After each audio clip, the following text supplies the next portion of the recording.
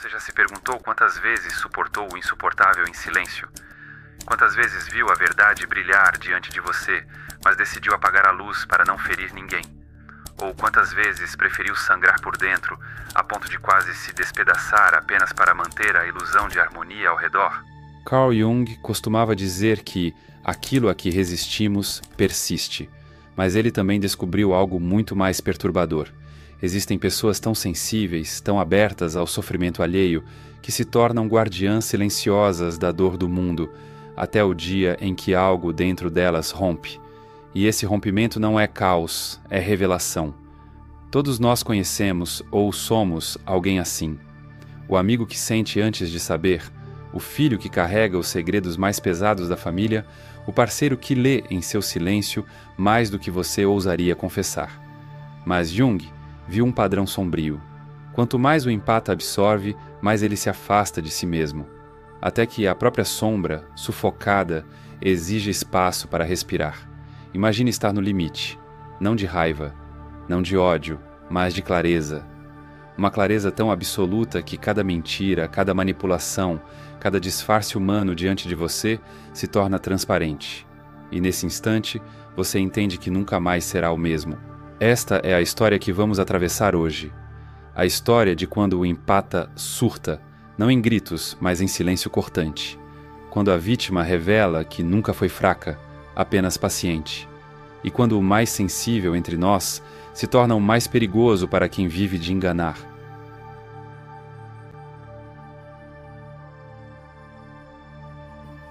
Dizem que o empata é feito de delicadeza, mas delicadeza é só o que os outros conseguem ver da superfície. Por dentro há uma arquitetura secreta, feita de mapas emocionais, códigos invisíveis, registros que ninguém pediu para serem guardados, e que ele nunca consegue esquecer. Ele caminha pelo mundo como quem atravessa um campo minado, pisando leve, ouvindo não apenas o que é dito, mas o que se cala entre as frases, o peso que paira no ar, o nó na garganta que não chega a ser engolido. Jung enxergou isso, viu que não se tratava apenas de sentir mais, mas de perceber antes. Um tipo de vigilância que não cansa os olhos, mas exaure o coração. O empata recolhe as dores como quem recolhe cacos de vidro espalhados pelo chão. Para que ninguém se corte, ele se corta primeiro. E é aí que mora a confusão. Bondade confundida com fraqueza. Generosidade interpretada como submissão. A doçura transformada em convite para abuso. Mas existe um limite. Não um limite físico, mas um ponto de saturação invisível. O copo que transborda, não de água, mas de gritos abafados, mentiras engolidas, traições varridas para debaixo do tapete. Nesse instante, algo dentro dele muda. Não é raiva, não é ódio, é clareza. Clareza como um corte preciso, como a lâmina que separa a carne do osso. Ele vê tudo de uma vez só, todos os rostos, todos os disfarces, todos os eu te amo, que na verdade significavam eu te uso. Jung chamou isso de integração da sombra, mas no corpo do empata, isso se parece mais com um nascer do sol depois de anos de madrugada. O calor não vem para consolar, vem para iluminar o que não pode mais ser negado. E quando esse ponto chega, o mundo que antes o chamava de frágil percebe que nunca o conheceu. O olhar dele, antes disperso para evitar constrangimentos, agora se fixa, firme, implacável. Não para humilhar, mas para dizer sem palavras, eu vejo você, e não preciso mais de você para existir. A explosão não é sonora, não é feita de gritos, é feita de verdades. E verdades não ecoam como bombas, ecoam como sinos, chamando todos ao mesmo tempo para a realidade. O empata não é um cordeiro indefeso, ele é um lobo que aprendeu a se disfarçar de silêncio. E quando o silêncio termina, o lobo não morde, apenas revela. E a revelação é sempre mais mortal que qualquer ataque.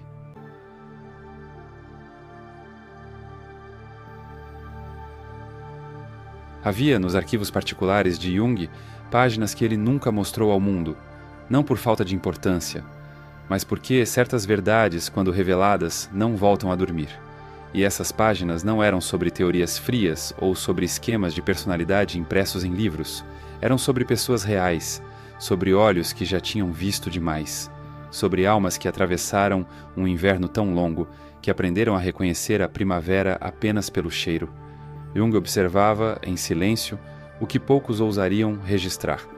Ele via que alguns pacientes não vinham a ele para curar algo, vinham para testemunhar o próprio parto psíquico. O momento em que a sombra, aquela parte negada, abafada, censurada, começava a bater na porta com uma força que não podia mais ser ignorada.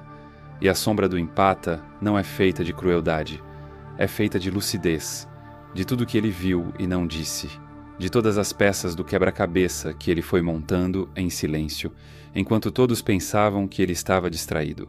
Imagine a cena: um paciente sentado diante dele, rosto sereno, voz baixa, nenhum sinal de fúria, mas por trás daquele olhar estava um arsenal, mapas emocionais completos das pessoas ao redor, conhecimento íntimo de suas fraquezas, suas mentiras preferidas, suas pequenas corrupções. Jung anotava em sua caligrafia firme: não são vítimas, são observadores em estado latente. Ele começou a testar. Trazia para o consultório pessoas que o paciente nunca havia encontrado, sem contexto, sem pistas. E em minutos o empata descrevia medos de infância, traumas guardados, relacionamentos desfeitos, com uma precisão que assustava até os profissionais mais céticos. Não era magia, não era telepatia, era atenção. Atenção absoluta, um olhar treinado pela dor, uma audição calibrada pelo silêncio. E era justamente isso que o assustava. O empata não apenas sentia, ele processava, armazenava, organizava tudo como quem constrói um dossiê secreto sobre cada pessoa que cruzava seu caminho. Mas, e se um dia esse arquivo interno fosse aberto? E se, em vez de absorver, ele decidisse agir? Jung começou a notar que o gatilho era sempre o mesmo: traição. Não uma traição qualquer, mas aquela que vem de quem o empata protegeu. O amigo que ele defendeu diante de todos. O parceiro que ele acreditou contra as evidências. O irmão que ele acobertou mesmo sabendo estar errado. O impacto não estava no ato em si. Estava na constatação de que ele sempre soube e escolheu não ver. Esse momento Jung chamava de Clarity Event, o evento de clareza, a fronteira invisível que, uma vez cruzada, transforma o empata para sempre. E a transformação não era o que o senso comum esperava. Não havia escândalo, não havia cena. O empata não se tornava um furacão barulhento, tornava-se um bisturi, fino, preciso, letal. Com voz calma, ele começava a colocar cada peça sobre a mesa. O comentário feito 3 anos atrás e esquecido por todos. O olhar trocado num jantar que denunciou a mentira. O padrão repetido que ninguém percebeu. Não era vingança, era exposição, cirúrgica, irrefutável. Jung escrevia: é o momento em que a inteligência emocional, até então usada para proteger, passa a ser usada para revelar. A integração da sombra não cria monstros, cria clareza absoluta. E a clareza tem um efeito colateral. Ela muda o campo ao redor. Os manipuladores sentem, não sabem explicar, mas recuam. Como animais farejando perigo. Como vampiros diante da luz. Foi então que Jung percebeu o que chamaria, anos depois, de predador invertido. Aquele que não caça, mas cuja simples presença afasta todos os predadores. E aqui está o detalhe mais inquietante. Uma vez que o empata atravessa essa porta, não há caminho de volta. Ele não reaprende a duvidar de si, não desaprende a ver, não retorna à cegueira voluntária que sustentava suas relações antigas. Jung via esses pacientes deixarem relações de anos em questão de semanas, cortarem vínculos familiares sem drama, recusarem-se a servir de depósito emocional para ninguém. Eles se tornavam seletivamente empáticos, gentis com quem merecia, implacáveis com quem não merecia. E essa combinação, amor com fronteira, foi para Jung a coisa mais bela e mais perigosa que ele já testemunhou. Ele sabia que estava diante de algo maior que psicologia clínica. Era um fenômeno humano, quase evolutivo, como se a espécie, em seu estado mais consciente, decidisse finalmente proteger seus curadores, em vez de sacrificá-los. E talvez seja por isso que Jung não publicou tudo. Ele temia que alguém, em posse desse conhecimento, aprendesse a provocar essa transformação de forma artificial. E um empata integrado sem bússola moral seria o mais perigoso dos predadores. Por isso esses registros ficaram escondidos, guardados como um segredo que só se revela quando o mundo está pronto para ouvi-lo, ou quando você está pronto para reconhecê-lo em si mesmo.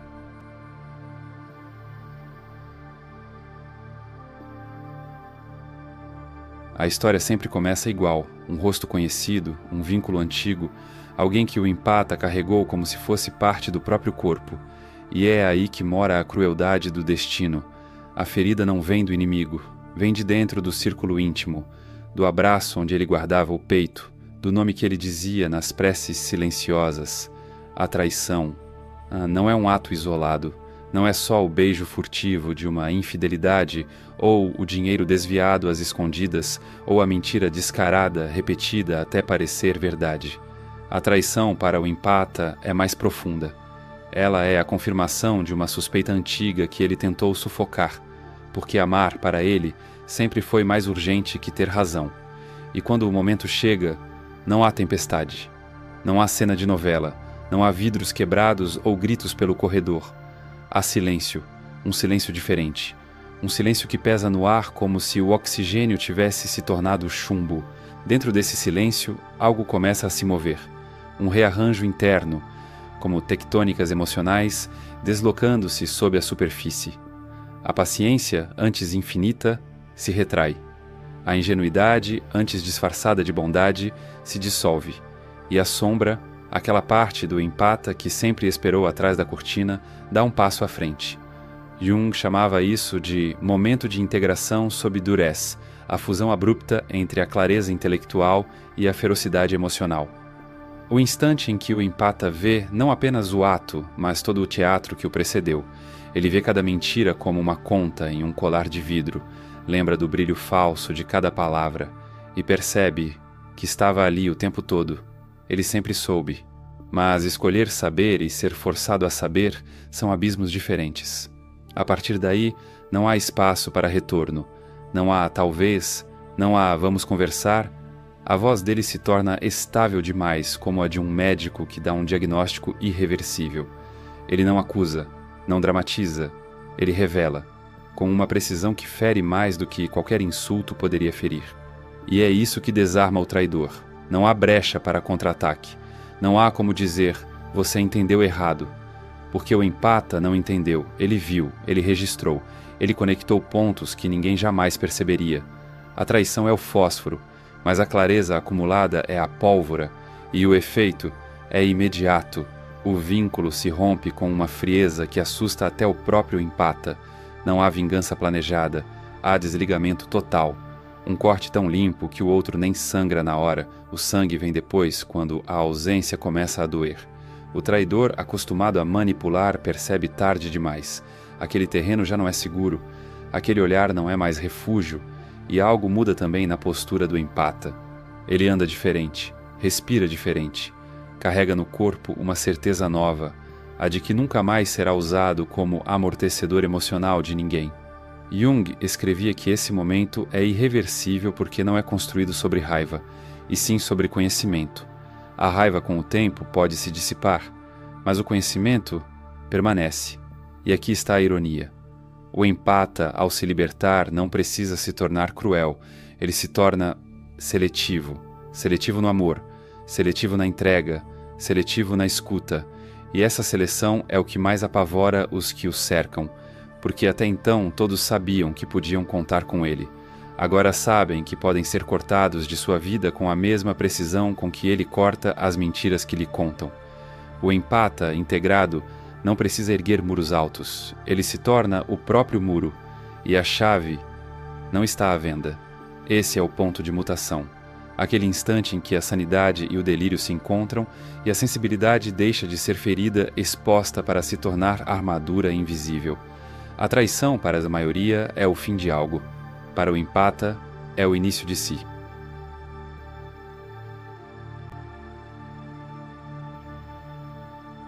Há uma metamorfose que não acontece na luz do dia. Não se ouve o som da pele se desfazendo, não há testemunhas da ruptura interna. Ela se dá no escuro, no silêncio onde ninguém olha. naquele território secreto entre o último suspiro de ingenuidade e a primeira respiração de liberdade. O empata integrado não nasce de um momento feliz. Não brota do abraço caloroso nem da cura oferecida por mãos externas. Ele emerge daquilo que, para a maioria, seria uma sentença de destruição. O acúmulo insuportável de verdades engolidas até que o próprio corpo psicológico se recuse a digerir mais. Jung, ao registrar esse fenômeno, percebeu que não era apenas transformação. Era reinvenção estrutural. A antiga arquitetura emocional, feita para acolher o mundo inteiro, desmoronava sem aviso, e no lugar dela erguia-se algo mais seletivo, mais preciso, mais vivo. A primeira mudança é quase invisível para quem está de fora.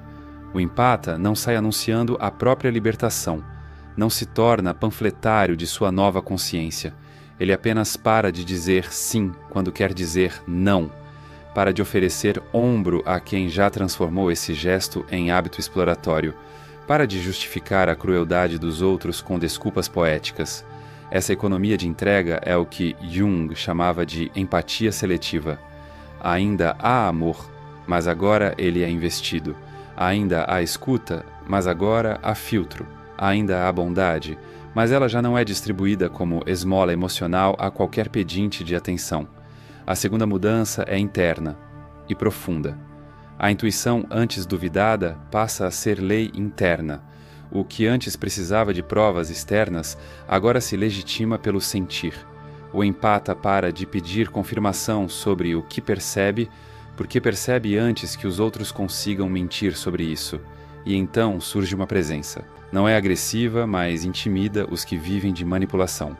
Não é autoritária, mas impõe respeito a quem cruzar suas fronteiras. Jung descrevia esse fenômeno como o campo de dissuasão. Ele notava que, mesmo sem confrontar ativamente, o empata integrado alterava o comportamento das pessoas ao redor. Os abusadores recuavam, os mentirosos perdiam o fôlego, os sedutores de energia desistiam da caça. Era como se a própria aura dissesse: não há brecha aqui, não há alimento para você. A terceira mudança é a visão de sistemas. Antes, o empata via pessoas isoladamente, o amigo com traumas, a irmã com carências, o chefe com inseguranças. Agora ele vê o tabuleiro inteiro. Reconhece padrões de manipulação como engrenagens de uma máquina antiga. E mais do que isso, aprende a desativar essas engrenagens antes que elas o alcancem. É aqui que a soberania nasce. Não é um trono, não é uma coroa. É a sensação silenciosa de ser o próprio território, de não depender mais de portões para se proteger, porque ninguém chega perto sem ser percebido. Jung, em suas anotações privadas, confessava que sentia algo ambivalente diante desses pacientes. De um lado, admiração, pela clareza, pela força, pela independência emocional. Do outro, um receio quase instintivo, como se estivesse diante de um ser humano que havia atravessado uma fronteira invisível na evolução psíquica. Ele se perguntava: e se todos os empatas chegarem a esse ponto? O que acontece com os sistemas baseados em exploração emocional? A resposta estava no que ele chamava de efeito colateral da verdade. Ao parar de sustentar relações assimétricas, o empata obriga todos ao redor a se reposicionarem. Os saudáveis crescem, os tóxicos se afastam, os neutros se revelam. E há algo quase poético nesse processo. O empata, que antes era moldado pelo ambiente, passa a moldar o ambiente. Não por manipulação, mas por coerência interna. Essa coerência é magnética para quem busca autenticidade e corrosiva para quem vive de disfarces. Jung via, com fascínio, que muitos desses pacientes não se limitavam a sobreviver após a integração. Eles prosperavam. Negócios floresciam porque sabiam ler as necessidades não ditas dos clientes. Relações se tornavam mais profundas porque não toleravam máscaras. Decisões se tornavam mais rápidas porque a dúvida, esse câncer psicológico do empata antes da transformação, havia desaparecido. A soberania não era um estado de isolamento, mas de interdependência consciente. Eles ainda se conectavam, mas não se enredavam. Ainda se entregavam, mas não se dissolviam. E talvez a maior mudança fosse a paz. Não a paz que vem da ausência de conflito, mas a que nasce da ausência de autoabandono. Era essa paz que, para Jung, definia o empata integrado, a capacidade de permanecer inteiro no meio do caos dos outros. E é aqui que a sanidade e o delírio se tocam, porque aos olhos de quem nunca sentiu essa liberdade, o empata integrado parece perigoso. Ele não grita, não suplica, não implora por amor. Ele olha, e no olhar já está todo o veredito. Quem o ama de verdade encontra ali um lar. Quem quer explorá-lo encontra ali um espelho. E foge.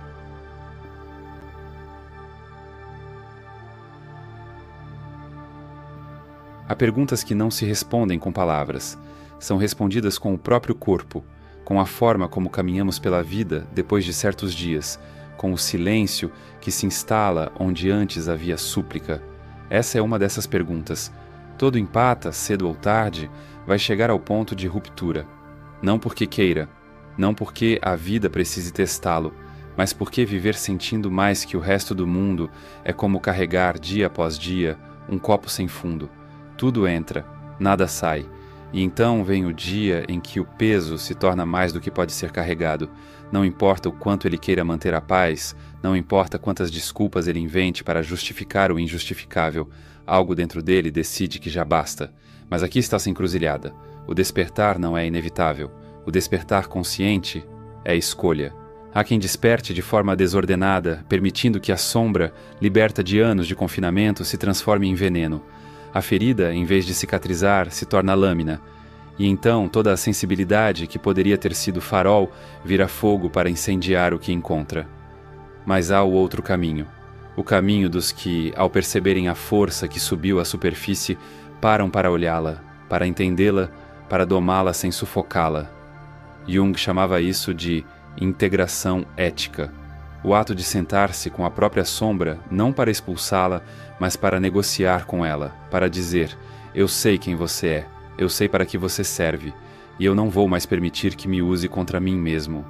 Esse caminho não é fácil. É como atravessar uma ponte estreita sobre um abismo. De um lado, a antiga fragilidade, do outro, a tentação da crueldade. O empata que escolhe integrar-se caminha no meio, onde há força, mas também cuidado, onde há poder, mas também responsabilidade. E quando esse caminho é percorrido, a vida muda em um nível quase invisível aos olhos comuns, mas profundo como o mar para quem vive de sentir.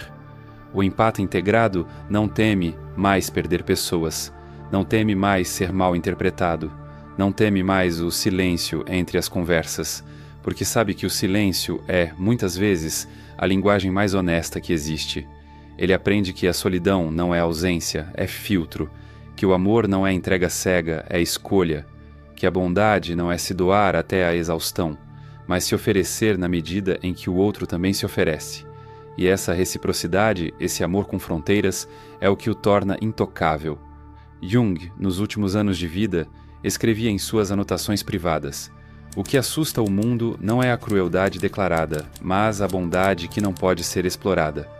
Ele sabia que, se houvesse um número suficiente de empates integrados, muitos dos sistemas de poder baseados em abuso desmoronariam. Não haveria combustível para a manipulação em massa, não haveria mãos suficientes para sustentar tiranias emocionais.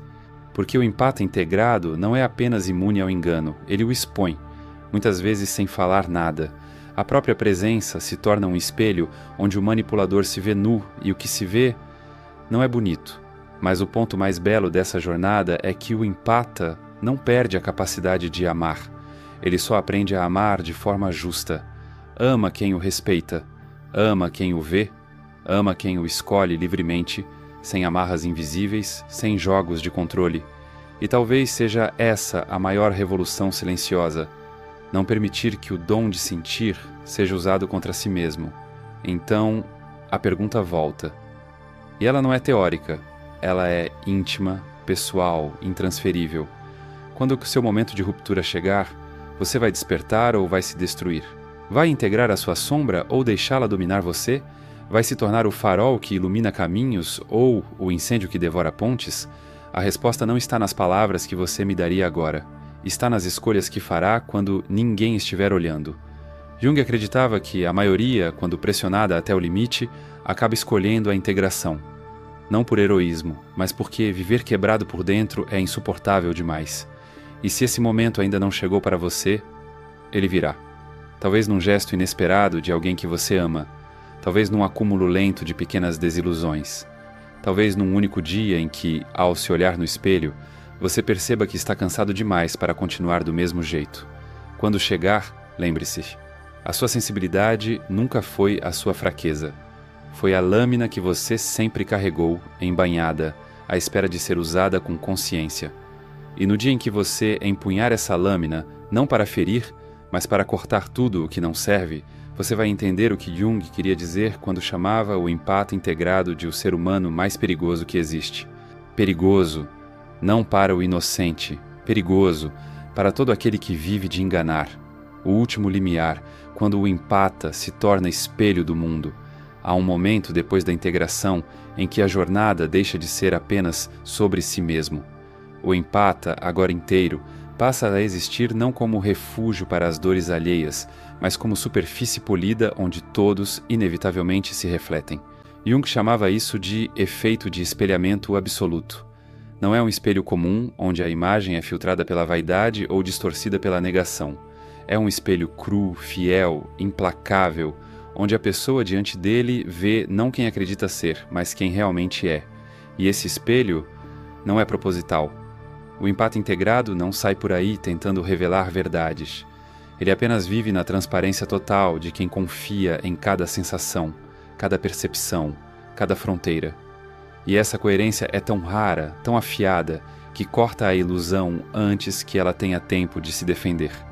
Ao seu redor, os genuínos florescem, sorrisos se tornam mais sinceros, gestos se tornam mais presentes, conversas abandonam a superfície para mergulhar na profundidade. Mas os outros... os que dependem de máscaras para existir, sentem-se nus antes mesmo de abrirem a boca. E recuam. Não porque foram rejeitados, mas porque não conseguem se sustentar sob um olhar que vê. Jung observava isso com fascínio e certo receio.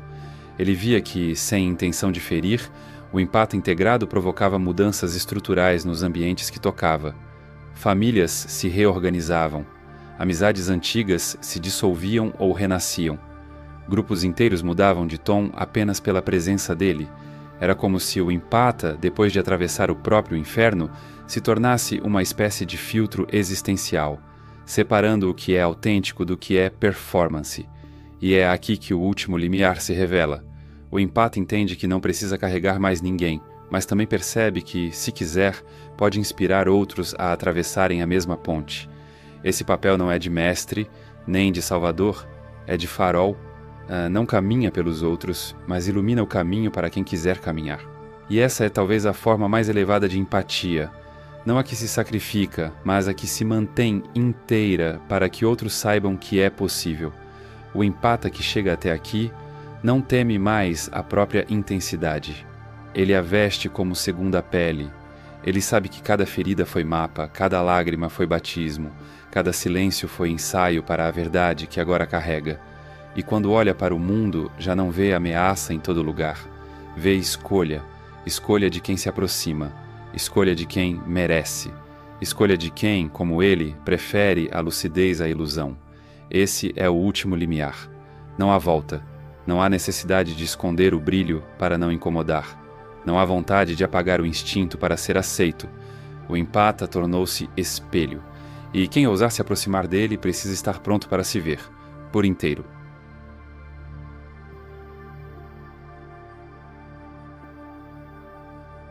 Chegamos até aqui como quem atravessa um corredor escuro, onde cada porta que abrimos era, na verdade, uma versão de nós mesmos. E agora, no fim desse caminho, não há fogos de artifício. Não há aplauso. Há apenas silêncio. Mas é um silêncio diferente daquele que carregava no início. Não é mais o silêncio do engolir seco, do suportar em silêncio para não magoar.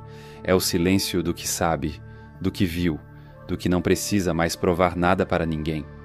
Jung, ao registrar essas transformações, não estava apenas escrevendo sobre pacientes. Ele estava, de alguma forma, documentando o próprio destino de todos nós que sentimos demais. Porque o que ele chamou de integração da sombra não é exclusividade dos empates. É a jornada inevitável de qualquer ser humano que tenha amado além da conta e descoberto, no meio do caminho, que amor sem limites se transforma em moeda barata para quem não sabe o valor. O que vimos ao longo dessa travessia é que o empata, quando rompe, não se torna frio. Torna-se preciso. Quando desperta, não perde o coração. Ganha a coluna vertebral. E isso muda tudo. Muda as relações, muda os ambientes, muda até o ar que ele respira. Porque uma vez que você decide não trair mais a si mesmo, cada escolha passa a ser filtrada pela pergunta silenciosa: isso me mantém inteiro ou me quebra? E essa pergunta é a âncora que impede de voltar a ser quem se era antes. A vida do empata integrado não é uma vida sem dor. A dor continua, porque ele ainda sente, ainda se importa, ainda se emociona com a beleza e se indigna com a injustiça. Mas agora a dor não o afoga. Ela é correnteza que empurra para a frente, não peso que puxa para o fundo. E aqui talvez esteja a maior ironia. O mundo teme o empata desperto porque ele não pode mais ser manipulado, mas deveria temê-lo por outro motivo, porque ele é prova viva de que é possível atravessar a traição, a decepção, o abuso, e voltar não só inteiro, mas mais forte do que nunca. Isso não é apenas sobrevivência, é alquimia. Transformar o chumbo do sofrimento no ouro de uma consciência inquebrantável. E essa consciência não cabe em rótulos, não é bonzinho, não é durão. É algo que não se encaixa nos estereótipos de força ou fragilidade. É força com ternura. É ternura com limites. É amor que não se oferece em sacrifício, mas em presença. Quando Jung escrevia que esses pacientes eram o que todo manipulador teme, ele não estava falando apenas de uma habilidade social. Estava falando de um estágio evolutivo da psique, de um humano que já não negocia com a própria verdade e que, por isso, obriga todos ao seu redor a fazerem o mesmo. E se você me ouvir bem agora, no silêncio dessa madrugada imaginária em que conversamos, vai perceber que essa jornada não é uma teoria distante. Ela é uma semente em você. E como toda semente, ela não pede pressa. Pede coragem. Coragem para olhar para si com a mesma honestidade que você sempre olhou para os outros. Coragem para parar de dizer sim quando o corpo grita não. Coragem para atravessar o momento do rompimento não como vítima, mas como autor da própria história.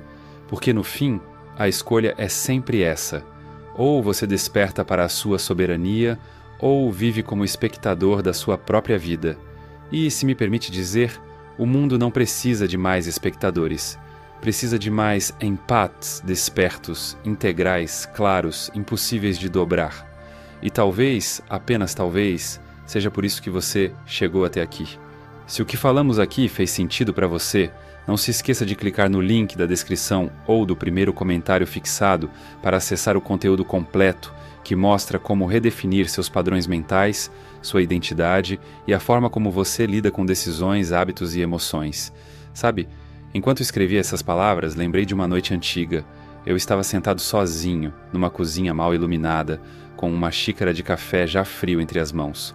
Lá fora, a cidade dormia, mas dentro de mim havia um tumulto silencioso, daqueles que não se mostram no rosto, mas queimam por dentro como febre. Nessa noite, alguém que eu amava tinha me dito uma frase simples, uma frase que, para qualquer outra pessoa, teria passado despercebida. Mas para mim, ela veio carregada de tudo que estava escondido por trás. A mentira que eu já sabia, o desvio de olhar que eu já tinha registrado, o detalhe fora do lugar que minha memória teimava em guardar. E foi nesse instante, naquela cozinha fria, que percebi que não era a primeira vez que eu estava ali. Não fisicamente, mas emocionalmente. Sempre voltando ao mesmo ponto. Carregando dores que não eram minhas, suportando pesos que ninguém sequer me pediu para largar. E naquele silêncio, algo aconteceu. Não uma explosão, não um grito, apenas um deslocamento interno. Um corte limpo entre quem eu era e quem eu não seria mais. Naquela noite fiz a minha escolha. Não iria mais me despedaçar para manter os outros inteiros. E, por mais assustador que fosse, percebi que, ao me escolher, não perdi nada que valesse a pena ter. Se você chegou até aqui, é porque talvez também esteja numa cozinha mal iluminada da própria vida, segurando um café frio e olhando para a própria história como quem olha para uma cicatriz. E se for esse o caso, saiba que eu entendo. E que, como Jung descobriu, o despertar dói. mas liberta. Então, obrigado por ouvir até o fim, por se permitir atravessar essa conversa, mesmo que algumas partes tenham cutucado lugares onde você não queria olhar. Obrigado por existir nesse mundo, mesmo quando ele parece feito para engolir pessoas como você. E já que estamos nessa intimidade de madrugada, se inscreve no canal, porque vamos ser sinceros, se você assistiu até aqui e não clicar, vai parecer que está tentando se fazer de difícil. E eu já vejo de longe quando alguém está se fazendo de difícil. Curte o vídeo, comenta, diz se você já viveu seu momento de ruptura e se não viveu ainda, diz se está pronto para ele. Porque eu prometo que, se você escolher o caminho consciente, o que vem depois é paz. Não a paz dos ingênuos, mas a paz dos que sabem exatamente quem são.